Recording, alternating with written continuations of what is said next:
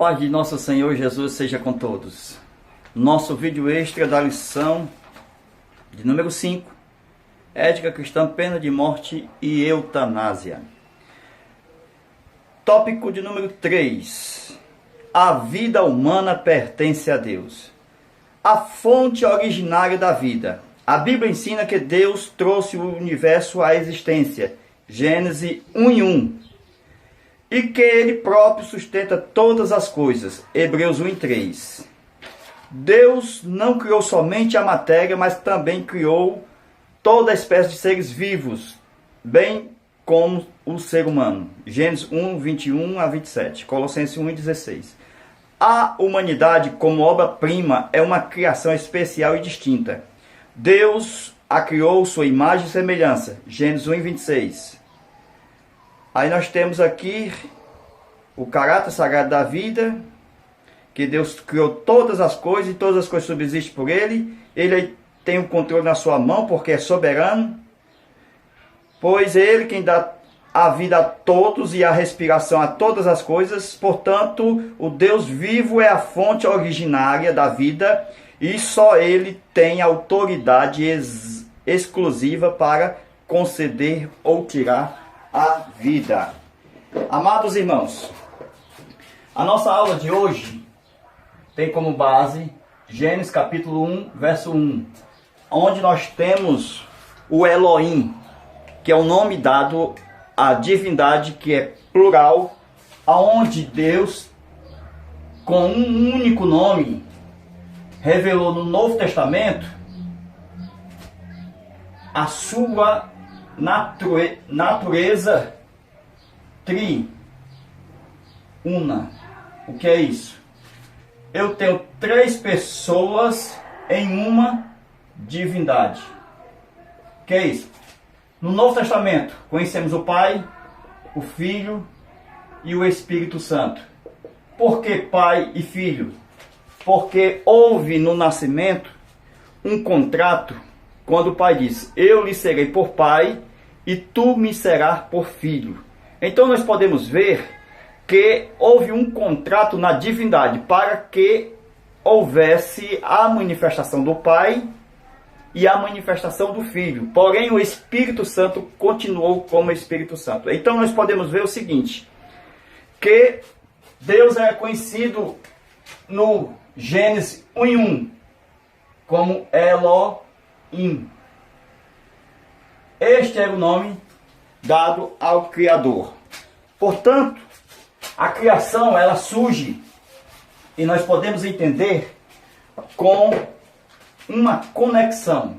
Gênesis 1:1 com João 1:1. Por quê? Porque em João 1:1 diz que o verbo estava no princípio. Algumas traduções traduzem por princípio. É considerada como uma tradução serrote. Outra tradução ajuda muito, que fala sobre no Gênesis. O verbo estava no Gênesis. Gênesis, isto é, já me indica que o verbo estava com o Pai. Portanto, no Novo Testamento é que nós reconhecemos que houve um contrato nas pessoas da divindade. Eu lhe serei por pai, tu me serás por filho. Ou seja, o filho nasceria da virgem e teríamos um filho. Conceberás e terás um filho. Será chamado de Emanuel, que traduzido é Deus conosco. Então voltamos aqui para a parte da criação. Então ele estava no princípio com Deus. E João, capítulo 1, versículo de 1 em diante, até o versículo 9, vai falar que Jesus é a luz dos homens e a luz que resplandece nas trevas. Aí diz que houve um homem enviado por Deus, cujo nome era João. Este veio para dar testemunho da luz. Então, Gênesis 1:1, Gênesis 1:3. Gênesis 1:1. No princípio era Deus, ou seja, no princípio criou Deus os céus e a terra. E a terra estava sem forma e vazia. Verso 2. E o Espírito de Deus pairava sobre a superfície das águas. Verso 2. E disse Deus, haja luz. Verso 3. Haja luz. O que é isso? É que a luz do Gênesis 1:3, eu faço uma equação com João, capítulo 1, verso 1 em diante. Porque essa luz vai aparecer em João, que vai testificar da luz. E diz que João não era essa luz, mas veio dar testemunho da luz. Então, nós podemos ver o seguinte, que a luz resplandece nas trevas. Como assim? Volte para o Gênesis 1. Gênesis 1. Diz que o Espírito Santo pairava sobre a superfície das águas. E a terra, como um peixinho, nadava no meio das águas. Então, nós podemos ver que Deus diz, haja luz. Aonde? Aonde tinha trevas. Porque Deus já criou um desafio aqui, na obra da criação. Porque Deus é o general de guerra. Se não tem desafio, Ele mesmo faz. Porque Ele gosta de desafio. Então nós vemos logo aqui, Deus fazendo um desafio. A terra era sem forma. Vazia. E havia trevas sobre a superfície do abismo. Então, tenho aqui, sem forma, vazia, trevas e abismo. 1, 2, 3 e 4. Tudo isso, o Deus criou com... Olha aqui, a terra estava no meio das águas. Então eu posso ver aqui, do lado de cá, 2 Pedro, capítulo 3, versículo 5, versículo 4 a 5. Pedro disse que Deus tirou das águas, do meio das águas a terra. Então a terra foi tirada do meio das águas. E no meio das águas ela subsiste. E em Gênesis nós temos que Deus fez uma expansão no meio das águas. No meio das águas Deus fez uma expansão. Então as águas, ficou aqui. Eu tenho a expansão, a bola de oxigênio e a terra.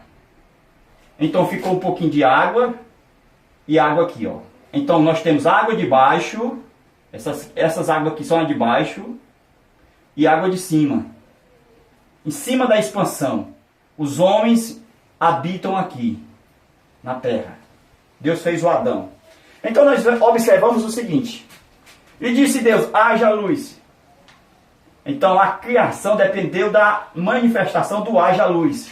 Por isso que Paulo vai falar que a natureza geme com dores de parto, esperando a manifestação dos filhos de Deus. Como é esta manifestação dos filhos de Deus?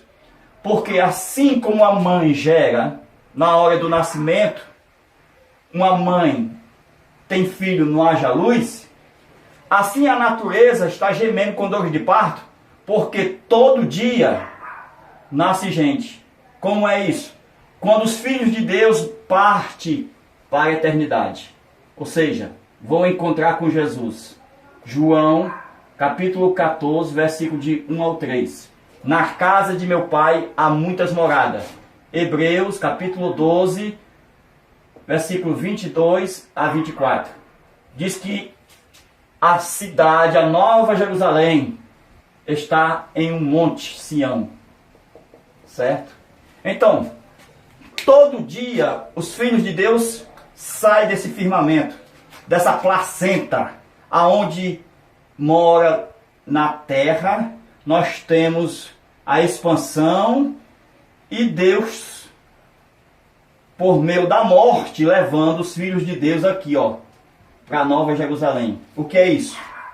é que a natureza, diz Paulo, geme com dores de parto, esperando a manifestação dos filhos de Deus, a saída deles, deste firmamento, deste ventre da natureza. Então, todo dia nasce muitos, todo dia nasce muitos, e eles saem desse firmamento, deste mundo de dores, deste mundo de sofrimento, de angústia, de tristeza, e saem como bebezinho para encontrar com seu Pai Celestial. Glória a Deus. Vem para cá. E Jesus disse, na casa de meu Pai há muitas moradas. Então Jesus foi preparar o nosso bercinho, porque aonde o Pai está preparando a nossa morada. Glória a Deus. Vamos para Gênesis, verso 3, capítulo 1, quando diz, haja luz. Gênesis 1 e 1. Gênesis 1 e 14. O sol. Esta luz aqui não é essa aqui. Ou seja, nós temos a luz do versículo 3, verso 3. E disse Deus, haja luz. Esta luz aqui não é a luz do sol. Não é esta luz do sol. É como o pai vai fazer uma casa. E antes de fazer a casa, está no alicerce. Então vamos lá. O pai vai fazer a casa, está no alicerce aqui, ó. No alicerce. Então não tem luz ainda. Então ele coloca aqui, ó, um bico de luz. Para clarear, para poder fazer o quê? O levante das paredes. Para fazer exatamente a casa aqui, ó. Certo? Quando chegar, exatamente quando a casa já estiver, ok? Terminada. Então não precisa mais do bico de luz. Por quê? Porque a casa já está energizada, já tem luz na casa. Então já tem luz aqui na casa, para clarear. Então o sol é exatamente esta luz que tem da casa. Então esse versículo 3 aqui é o bico de luz do Pai, para começar a trabalhar, fazer o mundo, a terra, planta, homem. E Deus não precisa de luz, porque Ele já é luz. A luz é para a criação ser vista pela sua própria criação, porque Deus já é luz. Aí nós vemos o seguinte, ó, Jesus é a luz do verso 3. Verso 14, nós temos a luz do sol. Esta luz do sol aqui, esse sol não é a luz. Esse sol é o portador. Portador da luz. Então a luz é um reflexo da luz divina. Porque Deus é luz e nele não há variação e nem mudança. Então, o sol, as estrelas, a lua, que reflete a luz do sol, os luminares, um para governar o dia e outro para governar a noite, são apenas portadores de luz. Então, na eternidade, nós podemos ver que Deus fez um anjo que colocou o nome de Estrela da Alva. Estrela da Alva. Ele foi chamado de portador da luz. Às vezes, as nossas traduções o chamam de Lúcifer. Então, é uma tradução, Lúcifer. Mas o original chama de luzeiro. Que é isso? Ele portava luz. Ele, Lúcifer, não era luz. Não era. Então, lá em João, capítulo 1, versículo de 1 ao 9, fala que João Batista não era luz. Então ele veio testificar da luz. Então o próprio João, já aqui nós temos uma indireta no mundo espiritual, porque quem quis ser luz foi o Lúcifer. O Lúcifer quis ser luz. Então, o Lúcifer, ele fez o quê? Confundiu ser luz porque ser luz só é Deus, Deus é luz, ele era apenas um portador, isto é, um candeeiro. Ele não era luz, ele era o portador da luz. Por isso que ele caiu. Aí nós vemos a menção do aparecimento da luz, no verso 3, antes do sol. Porque o sol não pode se engrandecer, não pode se exoberbecer, e não pode dizer que não precisa da luz.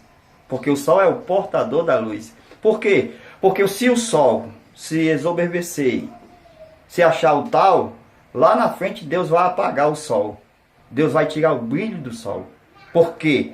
Porque o que vai entrar lá na frente é a luz do verso 3 de Gênesis. Porque Cristo será a lâmpada. Aonde? Na cidade. Na cidade santa. Cristo será a sua lâmpada. Então volta à luz original do verso 3. Volta a ser a luz que vai clarear a terra. Louvado seja Deus. Então não precisará mais da luz do sol. Apocalipse diz que não precisará, não necessitará, porque o Cordeiro é a sua lâmpada. Então a luz da cidade, da Nova Jerusalém, que vem, desce do céu, que vai ficar sobre a terra, vai clarear a terra, e a terra andarão, ou seja, as nações andarão à sua luz, a luz do Cordeiro, que é a do Gênesis 1, verso 3. Glória a Deus. Então, o mais importante não é o ser luzeiro, é ser luz. Só Deus é luz, por isso que ele é o mais importante. Aí, o que é que nós conhecemos? É que Cristo inaugurou a sua igreja e disse: vós sois a luz do mundo. O que é isso? Porque Jesus estava na igreja. Jesus está na igreja. Então Jesus está na igreja. E Jesus é luz. A igreja é o candeeiro. Vós sois a luz do mundo. Então o diabo, ele tem raiva. Ele quer matar os cristãos. Ele quer matar os crentes porque ele não conseguiu ser luz. Ele não conseguiu ser luz. Então, só para matar o diabo de raiva, Deus chamou, porque Jesus está no crente, vós sois a luz do mundo. Ou seja, nós somos o candeeiro, nós somos os portadores de luz, que Cristo agora está em nós, acendendo a lâmpada, acendendo a candeia. Então, meus amados irmãos, foi a decepção para Lúcifer, lá atrás, quando em João 1, verso 1 e 9, diz que João Batista não era luz, porque era uma indireta para o diabo que quis ser luz. Por quê? Porque ele foi decepcionado. Aí, João testificou. Por quê? Porque ele estava consciente de que Jesus é a luz dos homens que vem ao mundo. Então, meus amados, vamos fazer a conclusão dessa parte aqui. Quando Deus tirou do meio das águas a terra. Então, a terra era sem forma, vazia, havia trevas sobre a superfície do abismo. Então, Deus, ele é o general de guerra. Ele colocou logo aqui no início da criação, o que? Uma luta para tirar o que é sem forma, o que é vazio, e o que é em trevas e o que é em abismo. Como? Ele trouxe o haja luz. O haja luz. Depois haja a expansão. Haja uma expansão no meio das águas. Então Deus fez uma expansão e Deus começou a dar forma. Então a terra passou a ter forma. Aí ficou água aqui e água aqui. Então Deus, onde é que mora Deus aqui? Deus mora nas extremidades. das águas. Então Deus mora num monte e acima está a morada de Deus. Então, como se fosse um mergulhador, vendo do lado humano, Deus passa pelas águas e vem aonde está o homem. Glória a Deus. Então, meus amados irmãos, o que foi que Deus fez? Quando Deus fez o Adão, Ele já fez direto. A Eva fez da noite para o dia. E o homem agora é feito do espermatozoide. Você lembra da aula passada? Só tem cabeça. Então, embrião, por causa do ovo da mulher. Então gerou o terceiro, que é o filho. Então esse embrião já começou assim, ó, sem forma. Ó, sem forma e vazio. Olha a revelação aqui, ó. Sem forma e vazio. Tá entendendo? E ele estava no meio das águas. Então, sem forma e vazio. E o salmista fala no Salmo 139, que fala das trevas. Estava falando das trevas do nascimento, onde estava aqui dentro do ventre. Eram as trevas do ventre. Glória a Deus. Então, nós podemos ver, meus irmãos, que Deus nos tirou do ventre, mesmo precisando que o homem pudesse ter a sua forma original. Como é a forma original do homem? Ó. O que é isso? Antes, ó, sem pé, sem braço, sem mão.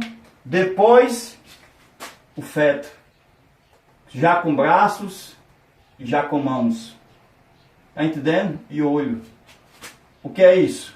É que antes era um embrião e agora é um feto. E assim vai sucessivamente. Antes parecia com um girino. Ó, até um rabinho tinha, só tinha cabeça. Mas Deus foi dando forma. Glória a Deus. E quando Deus, nos 9 meses, Deus disse: haja luz. E nós viemos à existência. Então, irmãos, concluindo aqui.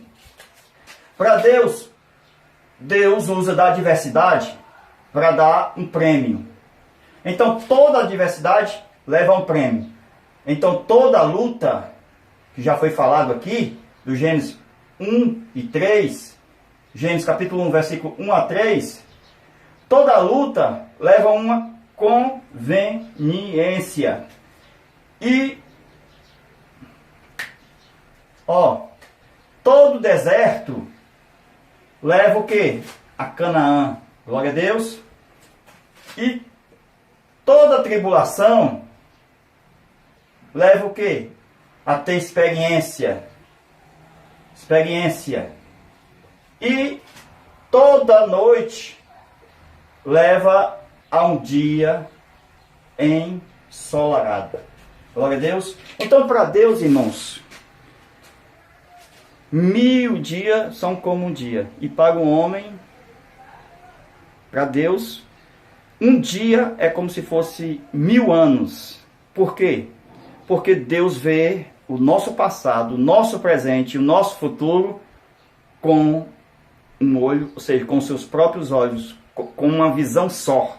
Deus não tem tempo cronológico, passado, presente e futuro. Deus é atemporal. Então,